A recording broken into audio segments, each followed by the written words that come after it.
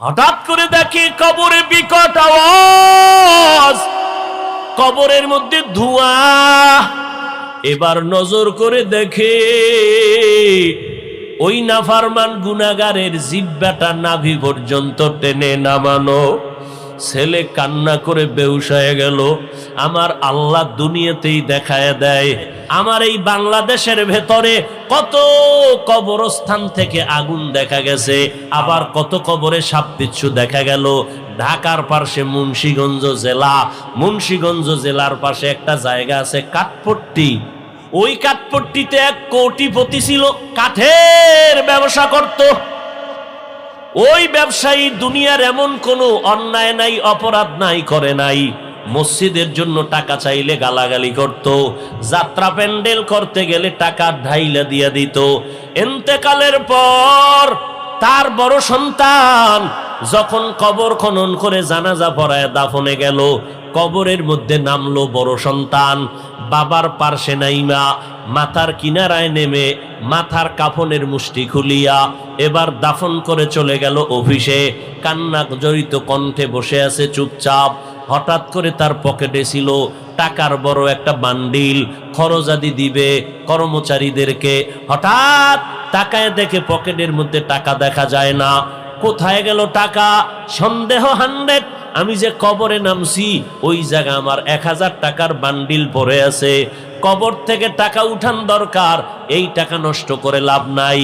লোভ কারে কয়? কয় যে যত টাকাওয়ালা তার লোভ তত বড়, যে যত টাকাওয়ালা তার অভাব তত বড়। বুঝেননি? কিচ্ছু বুঝেন না, না দুনিয়া বুঝেন না আখিরাত বুঝেন। এবার লোকজন নিয়ে গেল কবর খনন করিয়া টাকাটা উড়াইতে। কবর এক পার্শ্ব থেকে যখন মাটি সরাইয়া হালকা একটু ফাঁকা করলো, হঠাৎ করে দেখে কবরে বিকট আওয়াজ, কবরের মধ্যে ধোঁয়া। চিল্লাইয়া সবাই দৌড়ায় গেল। এবার আলেম ডাইকে আনছে, উলামায়ে কেরাম আইসা দোয়া পড়লো, ধোঁয়াটা কমলো। এবার নজর করে দেখে ওই নাফরমান গুনাহগারের জিহ্বাটা নাভি পর্যন্ত টেনে নামানো।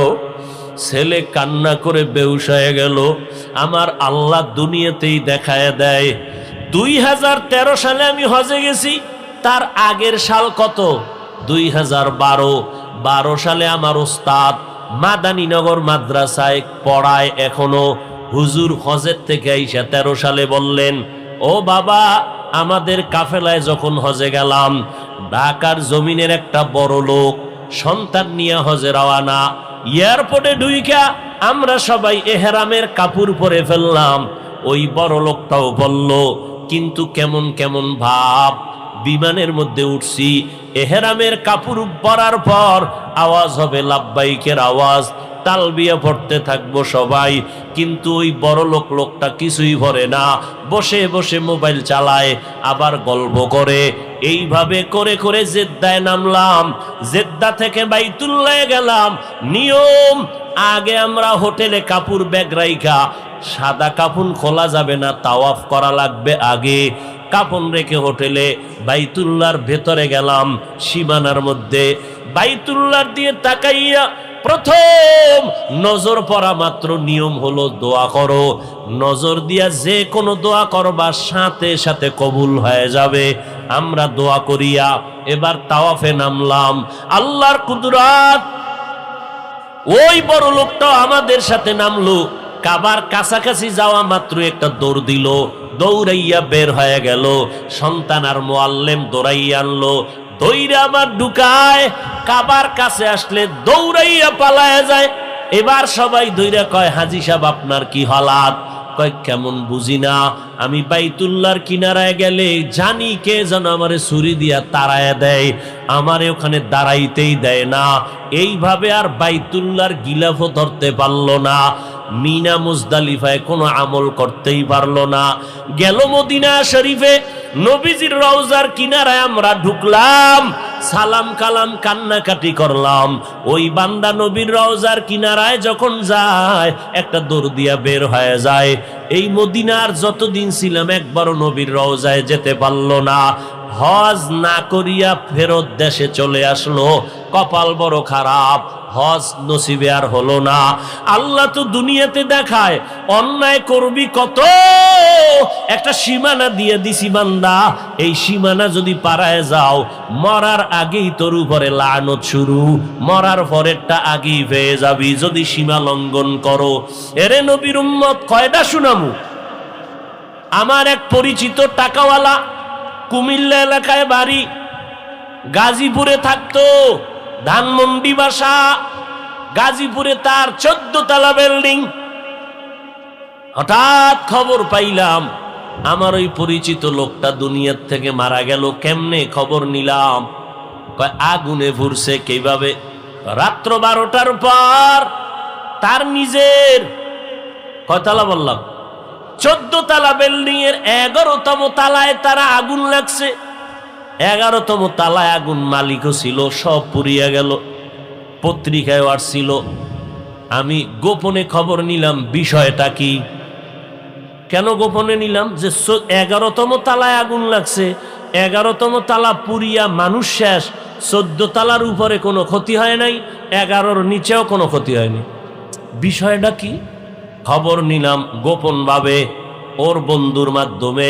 কইল, হুজুর এটি বলা যাবে না, রাত্র 1টায় 11তম তালার মধ্যে মদের আড্ডা আর নাচ গান চলতেছিল, এই কারণে এমন ভাবে বিড়ি পান করতেছিল, আরো কত আকাম চলছিল। 11তম তালায় আগুন লাগছে, উপরেও কিছু হয় নাই, নিচেও কিছু হয় নাই, মালিক শুদ্ধা মরে গেল। এই বিল্ডিং এর মালিকেরা বাহাদুরি করি ওনারে বাবা, কত ভাড়াটিয়া চায় ফজরের নামাজটা মসজিদে পড়বে, মালিক গেটের চাবি দেয় না। তুই বিল্ডিং এর তলে হইরে মরবি, দোয়া করুম। নিমক হারাম, আল্লাহর দুশ্মন। নামাজি মানুষ বিল্ডিং এ ভাড়া রাখতে চায় না, এরকমও কুলাঙ্গার আছে না নাই? অথচ ঘরের মধ্যে তুমি বেপর্দা রাখিও না, গুনাহ গুনাহ গুনাহ। একজন নামাজি বান্দা তোমার বিল্ডিং এ ভাড়া, ও নামাজ পড়বে, কোরআন পড়বে, দোয়া করবে। বিল্ডিং এর মেয়াদ যদি ইঞ্জিনিয়ার তোমার 100 বছর দেয়, আল্লাহর কুদরতে আরো 500 বছর বিল্ডিং জিন্দা থাকবে নেক আমলের বরকতে। বাসার মালিকের পানির অভাব নাই, ভাড়াটিয়ারা পানি পায় না। বাসার মালিকের রান্নায় কোনো সমস্যা নেই, গ্যাস দুমদাম চলে, ভাড়াটিয়া পায় না। আরে আমি তো দেশেই গজব লাগছে, নাই নাই নাই নাই নাই, কি নাই কি নাই। এক সময় দেখবেন আমনেরাও নাই। নাই নাই এর স্লোগান, কিচ্ছু নাই কিচ্ছু নাই, শান্তি নাই শান্তি নাই, মরণের উপরে মরণ, মরণের উপরে মরণ। এক সময় দেখবেন আমরা কেউ নাই। ওরে আল্লাহর বান্দা, এগুলো কিন্তু কারে দোষ দিবেন? সরকারের। এমন ফিডা দরকার যেটি কয় না সব সরকারের অন্যায়। ইচ্ছা রকম ফিডাইতে যদি পারতাম তো ক্ষমতা তো আর আমার হাতে নেই। সরকারের দোষ দাও কেন? তুই আকাম কম করনি, তোমার আকামের ফলাফল যে কি হবে এটা বুঝো না কেন? তোমার অপরাধের কারণে তোমার সন্তানেরা কষ্ট পায়। নাবালেগ সন্তান, কোনো গুনাহ আছে? এরপরও নাবালেগ সন্তানের ব্রেন সমস্যা কেন, কিডনি সমস্যা কেন, হার্ট সমস্যা কেন, এরপরে নিউমোনিয়া কেন, এত অসুবিধা কেন? সন্তানের অপরাধ আছে। বাবার অন্যায়ের কারণে সন্তান ভুগতেছে, মা ভুগতেছে, ঘরের মালিকের অন্যায়ের কারণে সন্তানেরা কষ্ট পায়। যাহারাল ফাসাদু ফিল বাররি ওয়াল বাহরি বিমা কাসাবাত আইদিন নাস। আল্লাহ বলেন, জমিনে আর পানিতে যত গজব দেখো, তোদের হাতের কামাই করা গুনার ফসল। এই যে বাবারা হারাম টাকা কামাই করিয়া সন্তানের খাওয়াইতেছ, ওই সন্তানের রক্ত ছিল পিওর, তুমি হারাম খাওয়াইয়া নাপাক করলা। লেখা নাও, আমি হাফিজ মইরা গেলে কবরে জুতা মারবি যদি আমার কথা মিথ্যা হয়। যারা সন্তানের হারাম খাওয়াও, ওই সন্তান কোনোদিন মানুষ হবে না, মা বাবার খেদমত করবে না।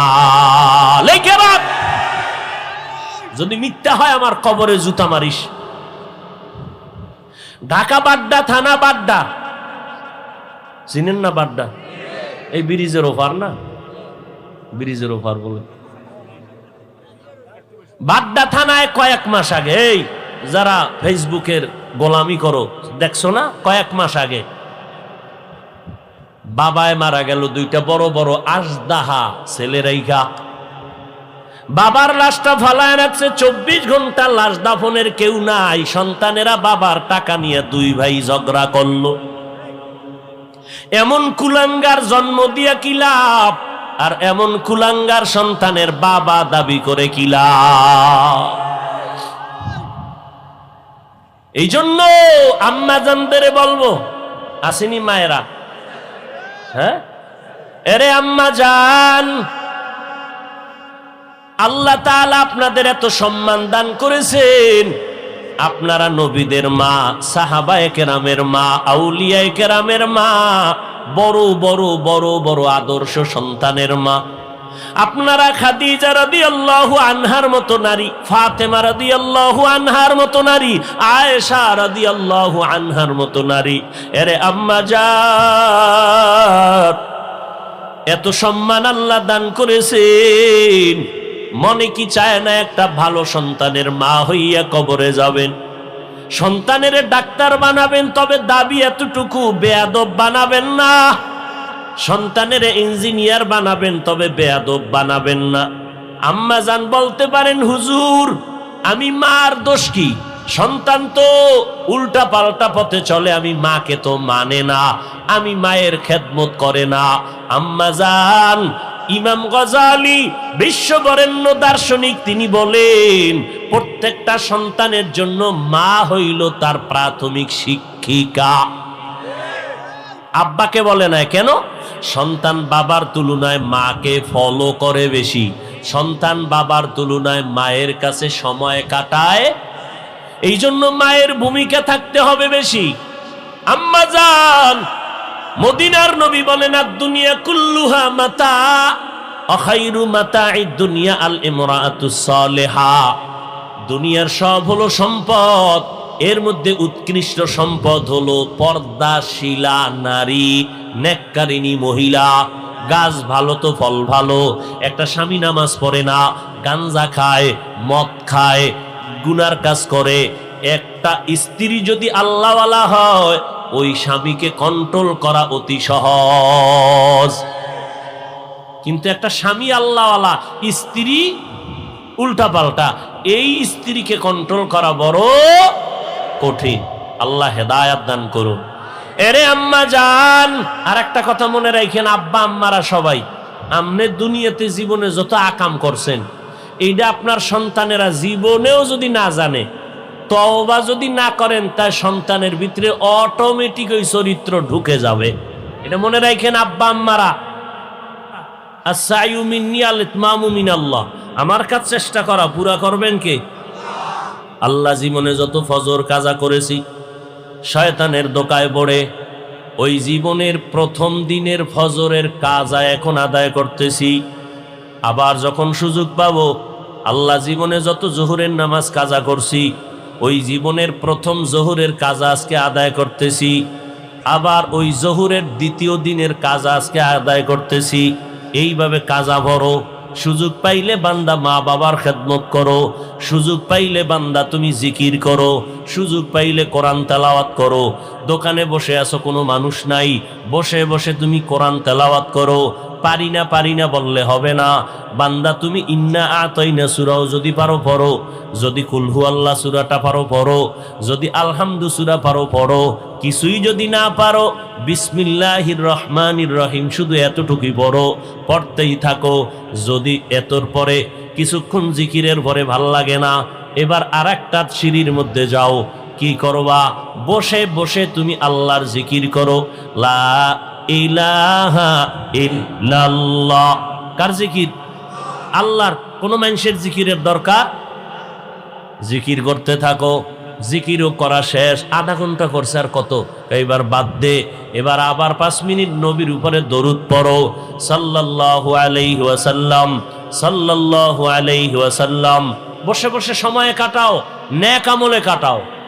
নামাজের আজান হবে, নামাজে যাও। ও বান্দা, তুমি কোরআন পড়ো। সুযোগ যদি পাও তুমি নবীর উপরে দরুদ সালাম পড়ো। মানুষের পায়ে ধরে ধরে বিনয়ের সাথে আমলের দিকে ডাকতেছি, মানুষ যেন গুনাহ থেকে বাঁচতে পারে, মানুষ যেন বেশি বেশি নামাজের দিকে আসে, কোরআন তেলাওয়াতের দিকে আসে, জাহান্নাম থেকে বাঁচতে পারে। কিন্তু আর এক দল টুপিওয়ালারা ময়দানে নাইমা কয় বেশি আমলের দরকার নাই, কাজা নামাজ লাগবে না। আওয়ামী লীগওয়ালারা কিন্তু কয় নাই, বিএমপিওয়ালারাও না। এই ভেজাল লাগাইছে কারা? আমগো মতো টুপিওয়ালা মাওলানা, আবার ইসলামের ব্যানারও আছে, আছে না নাই? এরা বলে কাজা নামাজ লাগবে না, জুমার নামাজের আগে সুন্নত লাগে না। তোমার এই ফতুয়া কেউ জিগাইছে যে জুমার আগে সুন্নত পড়বো না, না পড়লে জাহান্নামে যাব? এই মাস্তানি কেন করে? আবার টুপিওয়ালারা বয়ান করে নবীর উপরে দরুদ পড়ো বেশি, আমরা বুঝাই। আর এক মাওলানা টুপিওয়ালা ব্যানার লাগায় কয় নবীরা ভুল করেছেন, আল্লাহ ভুল করাইছেন। কেন এই বয়ান এই প্যান্ডেলে দিলে লাভ কি? ইসলামের কোনো লাভ আছে? নবীরা ভুল করছেন, আল্লাহ করাইছেন, এই বয়ান দিলে ইসলামের লাভ কি? এই যুবকেরা বল, কি লাভ কি? নবীরা ভুল করছেন এই কথা মাঠে বললে ইসলামের উপকার কি? আছে কোনো উপকার? তাহলে আকামগুলো কেন করে হজরতেরা? হজরতেরা আকাম করার পেছনে কারণ হইলে আর মুরব্বীরাও আকাম করে গেছে, মুরব্বীরাও আকাম করে গেছে।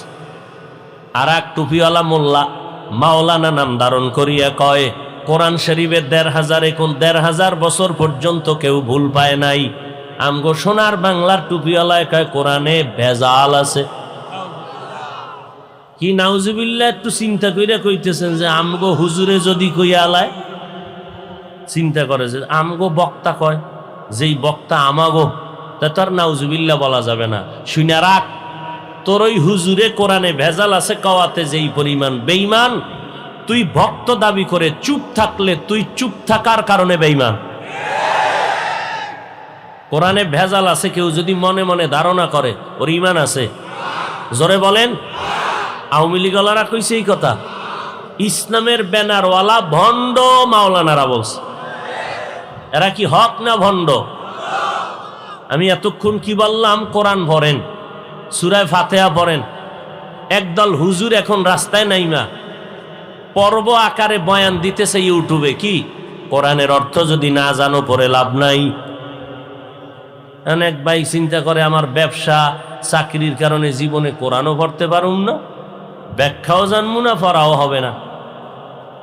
অথচ মদিনার নবী বলেন তুমি যদি কোরআন পড়তে জানো না, পড়ার কোনো চিন্তাও তুমি করো নাই, কিন্তু তুমি আলেমদেরকে শুনে শুনে যদি কিছু পড়ো, যদি মোহাব্বত লাগাইয়ে একটু পড়ো আলিফ লাম মিম, নবী বলেন তুই পারো আর না পারো, বুঝো আর না বুঝো, পড়ার সাথে সাথে 30টা নেক লেখা হয়ে গেছে।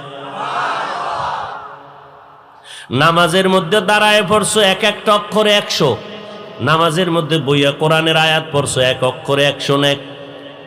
শুধু তাই না, আমি বসে বসে স্টেজে পড়তেছি, আপনারা চুপ করে শুনবেন। মদিনার নবী বলেন উম্মত, আমি পড়িয়া যেই পরিমাণ সওয়াব পাবো, আপনারা শুনিয়াও সেই পরিমাণ সওয়াব পাবে। এখন কোন টুপিওয়ালা যদি বলে কোরআনের অর্থ না জানিয়া পড়লে লাভ নাই, তাকে ভণ্ড না বললে ঈমান আর বাঁচে না। চট্টগ্রামে এক মাজার আছে, মাজারের খনি সিলেট চট্টগ্রাম, কথা ঠিক না? ঢাকাতেও আছে গোলাপ শাহর মাজার, শাহ আলীর মাজার, আছে না নাই? শুধু আছে নাকি, লক্ষ কোটি টাকা ইনকাম দৈনিক। এই চট্টগ্রামের এক মাজারে লেখা পাগড়িওয়ালা জুতা চোর থেকে সাবধান। কিওয়ালা? পাগড়িওয়ালা। আর আমি ওই স্লোগানের সাথে মিলাইয়া বলি, এই জাতি, ইসলামের ব্যানারওয়ালা ভণ্ড থেকে সাবধান। যেই মাওলানা বলছে কাজা নামাজ লাগে না, ভণ্ড। যেই মাওলানা বলবে কোরআনের অর্থ না জেনে পড়লে লাভ নাই, ভণ্ড। যেই মাওলানা বলবে জুমার আগে সুন্নত লাগে না, ভণ্ড। যেই মাওলানারা বলে ও বান্দা নবীরা ভুল করেছেন, আল্লাহ করাইছেন, দলিল ছাড়া ভণ্ড। যেই মাওলানারা বলে কোরআনের মধ্যে জাল আছে, হাদিসের থেকেও বেশি জাল, এরা চূড়ান্ত ভণ্ড। এ কি 50 বছর আগের বয়ান? এই ইদানিং খবর, এই সব তাজা খবরগুলো শুনাইতেছি। কি বয়ান শুনবেন? আজকে যারা ফজর পড়েন নাই, জহুর পড়েন নাই, আসর পড়েন নাই, মাগরিব পড়েন নাই, এশার নামাজও এরকম আশেকে রসুল এখানে নাই। আবার বাসায় গিয়া বয়ান শেষ, মোনাজাত হয়ে যাবে আর 5-10 মিনিটে আপনি বের হইয়া ঘরে যাইয়া না কোরআন পড়বেন, গজবের মোবাইল নিয়ে বসে যাবেন, না মাইয়া ফলারে সময় দিবেন, না স্ত্রীকে দিবেন, বিছানায় শুয়ে শুয়ে মোবাইলের মোরাকাবা। হঠাৎ করে ঘুম আসবে, চিৎপটাং হয়ে যাবেন। ফজরের আজান কখন হলো খবর নাই। আর যেই বান্দারা আর একটু আপডেটের, এরা যাইবে রাস্তায়, টেবিল দিয়া রাস্তা বাঁশ ফালাইয়া বন্ধ করে, ওর কলিজার বন্ধুরা সব কাতারে খেলা করে, ওই খেলা দেখবে। আমি হুজুর গাড়ি নিয়ে গেলে রাস্তা আটকাইছো কেন? তোর আব্বার নি? কয় কথা কম, তোমার বাড়ি যাইতে হলে 10 কিলোমিটার ঘুইরা যাও, আমাদের এই কবিরা গুনাহ করার এই রাস্তা বন্ধ করা যাবে না। আসেনি? রাস্তা বন্ধ করে, উম্মতের পথ চলা বন্ধ করে কোনো কাজ করা হারাম, ইসলাম সমর্থন করে না। জমিনে ওই ব্যক্তি বড় ভালো মানুষ যার দ্বারা অন্যের উপকার হয়, কখনো ক্ষতি হয় না, সে হলো ভালো মানুষ। অন্যের উপকার, ক্ষতি করব না, উপকার করতে না পারলেও কি করব না, ক্ষতি করব না, এই ভালো মানুষ। ওই জাহান্নামী নারী গুনাহগার শুধু একটা কুকুরকে পানি পান করাবার কারণে রহমতের নবী বলেন হাদিসে পাকে, আল্লাহ তাকে মাফ করে দিয়েছেন। আল্লাহ পাক রব্বুল আলামিন বলেন, আমি চাই বান্দাকে জাহান্নাম থেকে বাঁচায়া জান্নাত দিব, তবে বাহানা তালাশ করি, কোন একটা উসুল পাওয়া যায় কিনা, একটা লাইন পাওয়া যায় কিনা। যেমন হাদিসে আর একটা ঘটনা আছে, নবীজি বলেন হাসরের ময়দানে যখন মানুষগুলো উলঙ্গ দাঁড়াবে, সর্বপ্রথম যিনি পোশাক পরবে তিনি হবেন ইব্রাহিম আলাইহিস সালাম। সব উলঙ্গ হাসরের মাঠে। আম্মা জান আয়েশা রাদিয়াল্লাহু আনহা বলেন, ইয়া রাসূলুল্লাহ, হাসরের ময়দানে নারীরাও কি উলঙ্গ? বলে হা। পুরুষও? বলে হা। দূরত্ব কত? বলে সব সামনে। আম্মা জান আয়েশা বলেন, তো লজ্জা কি হবে না?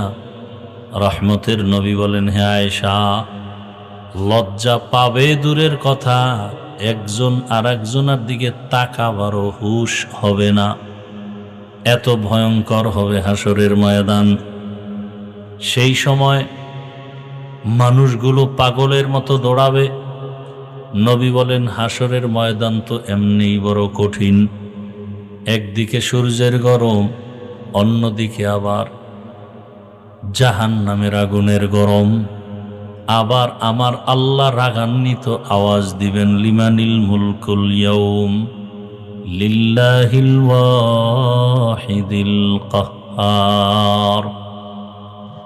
এতটা কঠিনের মধ্যেও আরো, আয়েশাকে নবী বলেন, আরো 3টা জায়গা হবে আরো কঠিন। যেই 3টা জায়গায় কঠিন হওয়া মাত্র মা বাবা সন্তানের কোনো পরিচয় থাকবে না। একটা জায়গা হলো আমল নামা হাতে দেওয়ার সময়, আর একটা সময় হবে আমল ওজন করার সময়, আর একটা সময় হবে পুলসিরাত পার হওয়ার সময়। কারণ জাহান্নামের উপর দিয়েই হবে পুলসিরাত। যেমন আমরা ব্রিজ পার হই, নিচে কি? পানি। যদি পড়ে যায় বিপদ, পড়ে গেলে কি? পুলসিরাতের নিচে জাহান্নামের আগুন।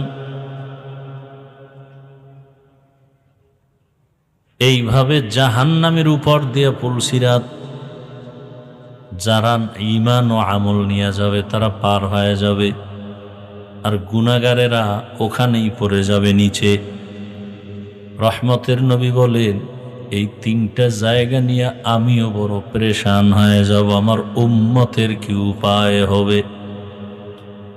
একজন বুড়া মানুষ আমলনামা ওজন দিয়ে দেখবে একটা মাত্র নেকের অভাব, ওই একটা নেক হলেই সে জান্নাত পেয়ে যাবে। নেক আছে কিন্তু কয়টার অভাব? একটা নেকের অভাব। আল্লাহ বলবে, দেখো তো তোমার কোনো আপনজন আছে কিনা একটা নেক দিবে।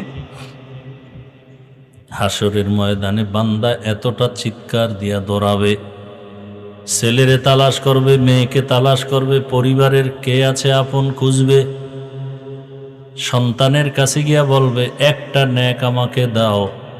সন্তান বলবে, আমার বাবা ছিল ঠিক, তবে তুমি যে আমার বাবা তা আমি বিশ্বাস করি না। নেক দিবে পরের কথা, বিশ্বাসই করি না। বাপ ছিল ঠিক, তুমি আমার বাবা এটা বিশ্বাস করি না। আল্লাহর বান্দা অজর ধারায় কান্না করবে, একটা নেকের অভাবে বুঝি আজ আমার জাহান্নামের হ্যান্ডকাপ লেগে যাবে। ঘুরতে ঘুরতে মাও পরিচয় দিবে না, বাবাও পরিচয় দিবে না, আপন বলতে কেউ থাকবে না। নিরুপায় হয়ে কাঁদবে আর চিল্লায় দৌড়াবে।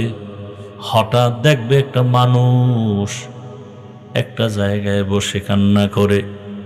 ও ডাক দিবে, এই বুড়া তুমি কান্না করো কেন? বলে, আমার একটা নেকের অভাব, আজকে জাহান্নামে যেতে হবে। একটা নেক যদি আমি পাইতাম আমাকে আল্লাহ মাফ করে দিতেন। সন্তানের কাছে গেলাম, তারা নেক দিবে দূরের কথা, পরিচয় দিতে রাজি না আমি যে ওদের বাবা।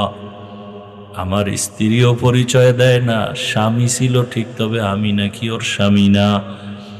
আমাকে এখন একটা নেকের অভাবে বুঝি জাহান্নামের আগুনে জ্বলতে হবে।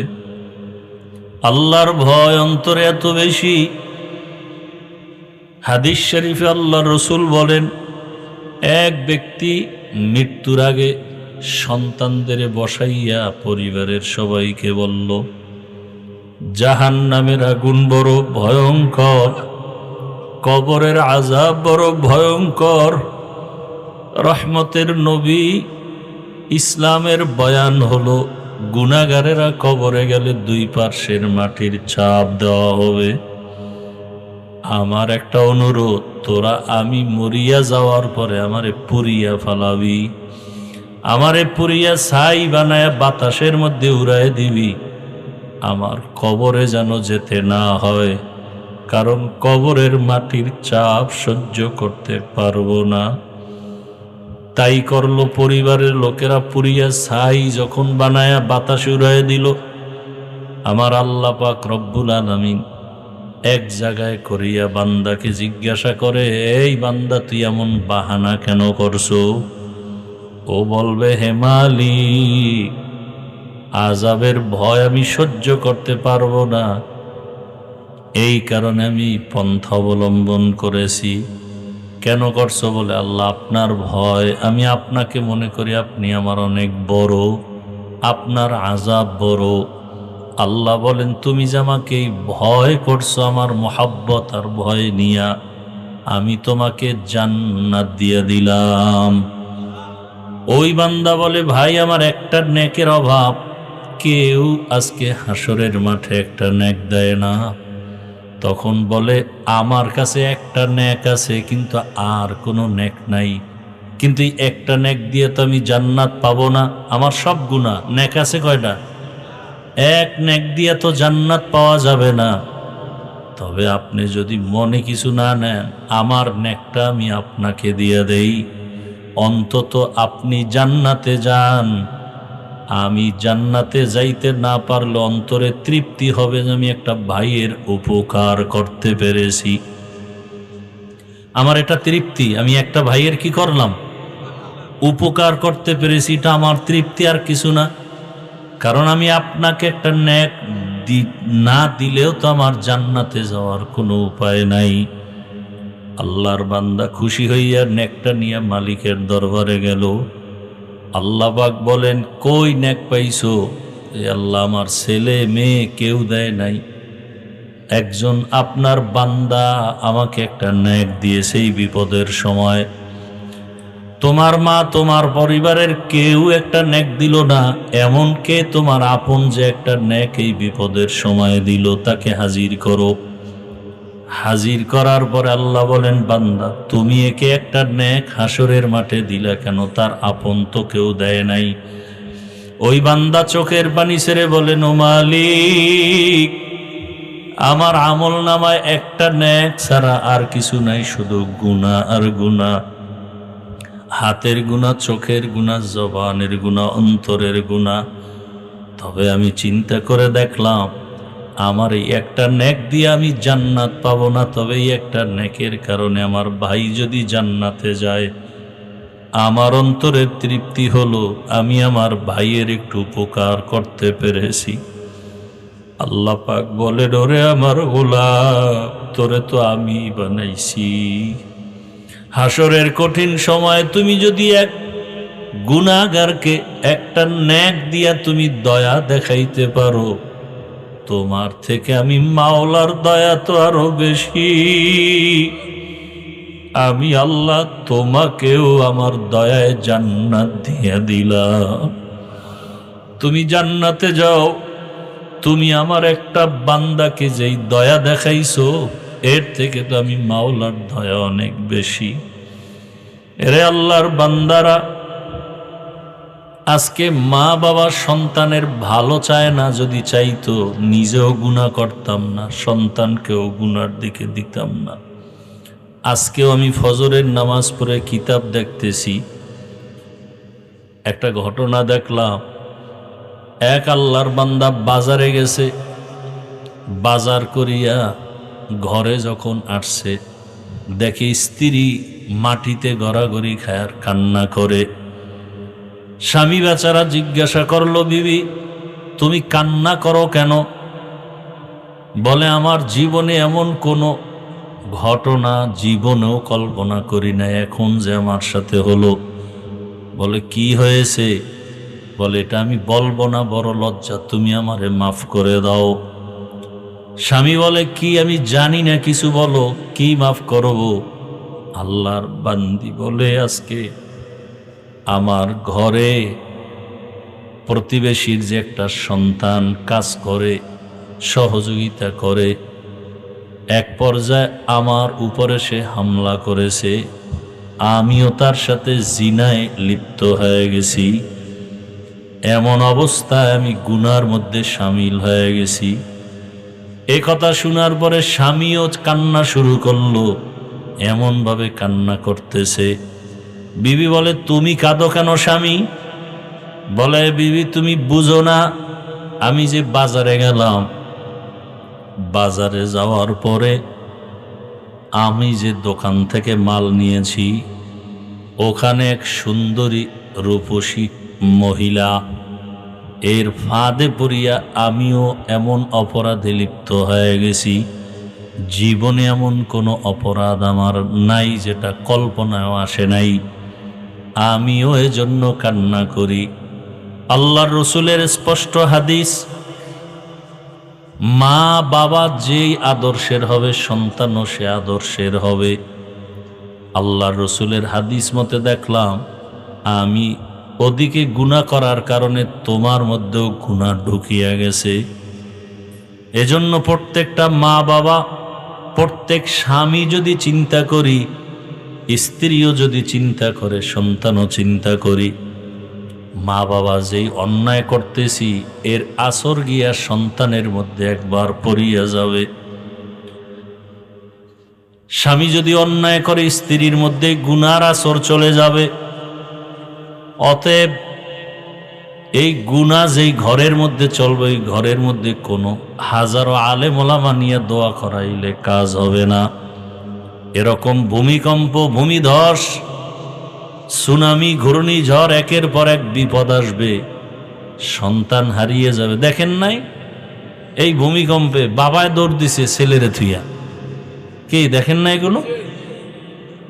কাছে দৌড়, ছেলে পরে দৌড় দিছে, পরে বাবা এগিয়ে এটার ধরছে। সামান্যই অবস্থা, মানে হাসরের মাঠে কি হবে তার নমুনা কিন্তু কেউ কারো আপন না।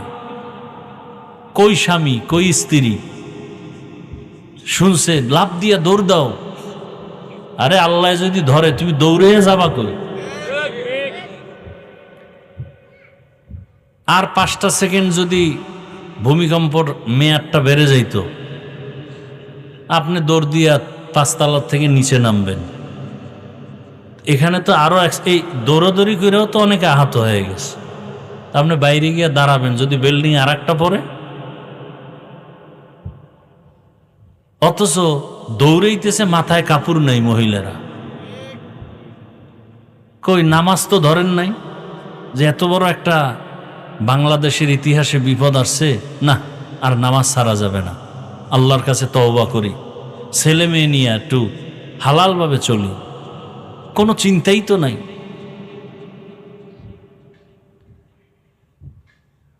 এই গতকালকে পরশুদিন আজকে মনে নাই বললে চলে, কালকের পরে আর খেয়ালই থাকবে না যে বাংলাদেশে একটা এরকম কঠিন কিছু হয়েছে।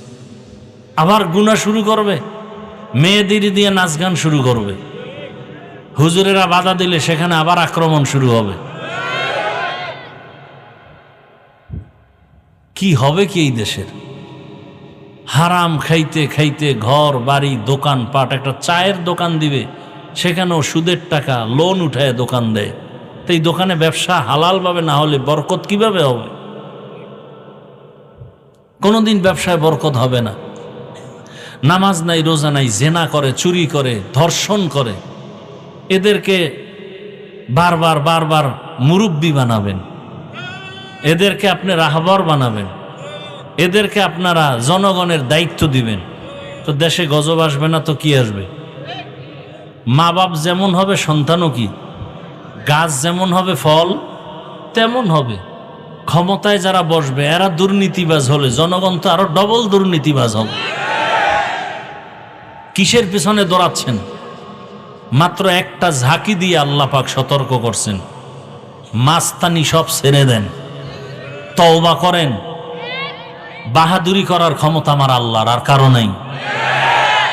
চোর কেমনে বাহাদুরি করে, অন্যের মেয়ের চরিত্র হরণ করে, ওই নির্লজ্জ বেহায়া কিভাবে বাহাদুরি করে? দোকানের টাকা চুরি করে যারা খায়, মানুষের ব্যবসায়ীদের উপরে হামলা করে যারা খায়, ওদের খানা তো পায়খানার থেকেও নিকৃষ্ট। ওরা কিভাবে জনগণের দায়িত্ব পালন করবে? ওদের পেছনে কোন লজ্জায় ঘুরেন আপনি? 1 সেকেন্ড লাগবে, গোটা মিডিয়া গরম, ঢাকা মুহূর্তের মধ্যে শেষ হয়ে যাবে। আপনি পটুয়াখালী বাড়ি হোক, চট্টগ্রাম হোক, যেখানে হোক, থাকেন তো ঢাকায়। অপরাধের নগরী ঢাকা। সন্তান অপরাধ করে, মেয়ে অপরাধ করে, আবার একদল অপরাধ যতটুকুই করেন না করেন, যারা করে তাদেরকে সাপোর্ট দেন, এটা আর একটা অপরাধ। চুরি করলে যে গুনাহ, আপনি চোরকে সাপোর্ট করলে সে একই গুনাহ। মদ পান করলে যে গুনাহ, যে মদ পান করছে তাকে সাপোর্ট করছেন, আপনি পান করেন নাই, আপনার সে একই গুনাহ। কত ধোঁকা খাবেন, কত ধোঁকা খাবেন, এখনো হুঁশ হবে না? আল্লাহ একটা সামথিং বাড়ি দিয়ে গেলেন, লাফাইতেছেন না খুব, এর মধ্যে আল্লাহ একটা বাড়ি দিয়ে দিলেন। এই লাফানের মধ্যে একটু সীমাবদ্ধতার মধ্যে চলো, বেশি লাফায় না। ধর বলারও টাইম পাবা না, মাটির তলে চলে যাবা, কোথায় যাবা কেউ খুঁজেও পাবে না। তওবা করেন। আপনি জানেন লোকটা চোর, তাকে তার কাছে কিভাবে আপনি মাল রাখেন হেফাজতে? আপনি জানেন লোকটার চরিত্র খারাপ, আপনি তার কাছে আপনার মেয়েকে কিভাবে আমানত রাখবেন? চোখের সামনে দেখেন চোর, ধর্ষক, খুনি, এদের হাতে আপনার সম্পদ কিভাবে আমানত থাকবে? জেনে শুনে এই অপরাধ কেন করবেন? কিসের অভাব আপনার বলেন? আপনাকে কেউ টাকা দেয়? খেটে খাবেন, কাজ করে কামাই রুজি করে হালালভাবে খাবেন। অন্যের চুরির টাকা খাবেন কেন? আপনার সন্তানের পেটে চুরির টাকা যাবে কেন? আপনার সন্তানের পেটের মধ্যে গুন্ডামির টাকা যাবে কেন? হারামের টাকা যাবে কেন? কাজ করেন, রিক্সা চালায় হলো হালালভাবে খান, সন্তানটাকে হালাল খানা দেন। কেন নিজে ক্ষতিগ্রস্ত হচ্ছেন? সন্তানকে অপরাধের দ্বার প্রান্তে রেখে যাচ্ছেন। এই সন্তান তো আপনাকে কোনোদিন সম্মান দিবে না। ওই এক সন্তান বাজার থেকে আইসা বাবার সাথে তর্ক করে রশি দিয়ে বাঁধছে, বাবারে বাইনা টাইনে নিতেছে। তোমার সাথে আর দরকার নেই, ঘরে থাকারও দরকার নেই। টানতে টানতে কত দূর নিয়ে বাবাকে দাঁড়া দাঁড়া দাঁড়া এই পর্যন্ত রাখ, আর সামনে নিস না। তো সন্তান কয়, বাবা আর সামনে নিব না কেন? কয়, আমার বাপেরও টানতে টানতে এই পর্যন্ত আনছি।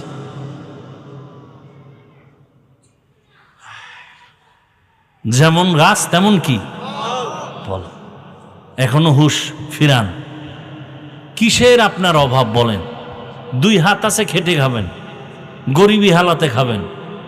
কোনোদিন চোরকে সমর্থন করবেন না, নিজেও চুরি করবেন না, চোরকে সমর্থনও করবেন না। নিজে কোনোদিন আমানতের খেয়ানত করবেন না, আমানতের খেয়ানতকারীকেও সমর্থন করবেন না। আমার আল্লাহ নাই? আছে না নাই? শুক্রবার টের পান নাই? আরো মাস্তানি করলে আরো টের পাবেন। আল্লাহ হেদায়াত দান করুন, আল্লাহ হেদায়াত দান করুন। আল্লাহ মাদ্রাসা কবুল করেন। আল্লাহ আমাদের জীবনকে হালালভাবে রসুলের তরিকায় পরিচালনার তৌফিক দান করেন। আলহামদুলিল্লাহি রাব্বিল আলামিন, ওয়াসসালাতু ওয়াসসালামু আলা সাইয়্যিদিল আমবিয়াই ওয়াল মুরসালিন ওয়া আলা আলিহি ওয়া আসহাবিহি আজমাইন। ইয়া আরহামার রাহিমিন, ইয়া আরহামার রাহিমিন, ইয়া আরহামার রাহিমিন। রব্বিরহামহুমা কামা রাব্বায়ানি সগীরা। اللهم إنك عفو كريم تحب العفو فاعف عنا. اللهم إنا نسألك رضاك والجنة ونعوذ بك من سخطك والنار. اللهم اجعلني في عيني صغيرا وفي أعين الناس كبيرا. اللهم إنا نعوذ بك من البرص والجنون والجذام وسيء الأسقام. اللهم إنا نسألك علما نافعا ورزقا واسعا وشفاء من كل داء. দয়াময় রব্বুল আলামিন, গুনার বোঝা নিয়ে আমরা আপনার দরওয়াজায় হাজির হয়েছি। আয় আল্লাহ তাআলা, 2 দিন ব্যাপী মাহফিলের শেষ। আয় আল্লাহ, আমরা গুনাহগার, দয়া করে আমাদের জীবনের সব গুনাহগুলো মাফ করে দেন আল্লাহ। আয় আল্লাহ, মাহফিল কবুল করে নেন। আয় আল্লাহ, জামিয়াকে কবুল করে নেন। আসাতাজায়ে কেরাম, তালিবুল ইলম, মুহিব্বিন, মুতাআল্লিকিনদের কবুল করে নেন। আয় আল্লাহ তাআলা, যারা পাগড়ি পেয়েছে তাদেরকে আপনি কুদরতের দ্বারা হক্কানি আলেমে রব্বানি হিসেবে কবুল করে নেন। আয় আল্লাহ, এলাকায় শান্তি দান করেন। আয় আল্লাহ, যারা ব্যবসা চাকরি করে কামাই রুজিতে হালালভাবে বরকত বাড়ায় দেন। রব্বুল আলামিন, সারা দুনিয়াবাসীকে মাফ করে দেন। প্রবাসে যারা আছে সবাইকে হেফাজত করেন। আমার এই বাংলাদেশকে শান্তির দেশ বানায় দেন আল্লাহ। আয় আল্লাহ, আবারে জন্মভূমিকে ইসলামের জন্য কবুল করে নেন। ওলামায়ে কেরামদের এক বানায় দেন। আয় আল্লাহ, আপনার মহাব্বতের বান্দাদের অন্তরে ইসলামের মায়া বাড়ায় দেন। আয় আল্লাহ, ইলিমওয়ালা আহলে ইলিমওয়ালাদের মহাব্বত সবার অন্তরে দান করেন। আয় আল্লাহ তাআলা, 5 ওয়াক্ত নামাজ বা জামাত আদায়ের তৌফিক দান করেন। মা বোনদের আবেদা বানায় দেন। সন্তানগুলো নেককার বানায় দেন। আয় আল্লাহ, কাউকে খালি ফিরাইয়া দিয়েন না রে আল্লাহ। আয় আল্লাহ, সবার কামাই রুজি ব্যবসায় বরকত বাড়ায় দেন। সন্তানগুলো নেককার বানায় দেন। লেখাপড়া পরীক্ষায় কামিয়াবি দান করেন। আমার কলিজার প্রত্যেকটা যুবকের দিনের খাদেম বানায় দেন। আয় আল্লাহ জালেমদের জুলুম থেকে আমাদেরকে হেফাজত করেন। আয় আল্লাহ তাআলা আপনার গোলাম হিসেবে রসুলের সুন্নত অনুযায়ী চলার তৌফিক দান করেন। আয় আল্লাহ তাআলা মেহেরবানি করে আমাদেরকে দ্বীনের খাদেম বানায় দেন। নবীজির রওজায় গিয়া বাইতুল্লাহ গিয়া জিয়ারতের জন্য তৌফিক দান করেন। ইলম হিকমত আমলে বরকত বাড়ায় দেন। উলামা তোলাবা উম্মতের অন্তরে ইজ্জত মুহাব্বত রউব বাড়ায় দেন। আওয়াজে কথায় রুহানিয়াতে স্পষ্টতা রউব বাড়ায় দেন। জাহিরি বাতিনি দুশ্মনের মোকাবেলায় বিজয় দান করেন। আয় আল্লাহ আমাদের জানমাল হাল পরিবার কুদরতের দ্বারা হেফাজত করেন। ও দয়ার মালিক, আমরা যারা হাত তুলেছি আমাদের অভাব দূর করে দেন। আয় আল্লাহ পরিবার নিয়া শান্তিতে জীবন যাপন করার তৌফিক দান করেন আল্লাহ। আয় আল্লাহ গুনাহমুক্ত জীবন দান করেন। আয় আল্লাহ যারা গুনাহ করে তাদের থেকেও বেঁচে থাকার তৌফিক দান করেন। আয় আল্লাহ আমরা যারা হাত তুলেছি জানি না এখানে কারা ইয়তীম, বাবা নাই, কারো মা নাই, কারো আপনজন হারা। আয় আল্লাহ জানি না কার অবস্থা কেমন। ওই অন্ধকার কবর থেকে দোয়া চায় রে সন্তানেরা। ওই মা বাবার চেহারাটাও কি মনে পড়ে না? আয় আল্লাহ এখানে যারা মা হারা, বাবা হারা, ভাই হারা, বোন হারা, স্বামী হারা, স্ত্রী হারা, আয় আল্লাহ যারা হাত তুলেছে মেহেরবানি করে সবাইকে আপনি মাফ করে দেন। আয় আল্লাহ সবাইকে মাফ করে দেন। বাংলাদেশ শান্তির দেশ বানায় দেন। আয় আল্লাহ আমাদের মধ্যে যারা অসুস্থ সুস্থ করে দেন, সুস্থতার নেয়ামত দান করেন আল্লাহ। আয় আল্লাহ আপনার মতো বড় ডাক্তার কেউ নাই, সুস্থতার নেয়ামত দান করেন আল্লাহ। আয় আল্লাহ আমাদের জান মাল বাড়ি গাড়ি সব কিছু আয় আল্লাহ কঠিন মুসিবত থেকে হেফাজত করেন। আয় আল্লাহ কিয়ামতের আলামত আমাদের গুনাহের কারণে, আয় আল্লাহ গুনার কারণে আজ ভূমিকম্প শুরু হয়ে গেল। আয় আল্লাহ শয়তানের ধোকায় পড়ে গুনাহ করেছি, মাফ করে দেন। আয় আল্লাহ ভূমিধস, ভূমিকম্প, অগ্নিকাণ্ড থেকে আমাদের জানমাল কুদরতের দ্বারা হেফাজত করেন। আয় আল্লাহ বাংলাদেশকে আপনি দ্বীনের ঘাঁটি বানায় দেন, ইসলামের মারকাজ বানায় দেন। আয় আল্লাহ এত মাদ্রাসা, এত আলেম ওলামা, এত পীর মাশায়েখ, এত দাওয়াত ও তাবলীগ, এত আজান, এত নামাজ, এত তেলাওয়াত, আয় আল্লাহ এরপরেও এত বিপদ, কুদরতের দ্বারা আপনি আমাদের সবাইকে কবুল করে নেন। আয় আল্লাহ সবার দিলে জাহান্নামের ভয় ঢুকায়া দেন। আয় আল্লাহ গুনাহের প্রতি ঘৃণা জমায়া দেন, নেক আমলের আগ্রহ বাড়ায়া দেন আল্লাহ। আয় আল্লাহ দীর্ঘ নেক হায়াত দান করেন, সারা দুনিয়ায় খেদমতের জন্য কবুল করে নেন। মুখালেফের মুআফিক বানায় দেন, ইজ্জতের জীবন দান করেন। ওলামায়ে কেরামদের এক হওয়ার ব্যবস্থা করে দেন আল্লাহ। আয় আল্লাহ ইখলাস ও তাকওয়া দিয়ে আমাদের অন্তর পরিপূর্ণ করে দেন। রিয়া হাসাদ কিবির দূর করে দেন আল্লাহ। আমাদের সন্তানগুলো দিনদার নেককার বানায় দেন। আয় আল্লাহ প্রত্যেক মা বাবাকে নেককার সন্তানের মা বাবা বানায় দেন। আয় আল্লাহ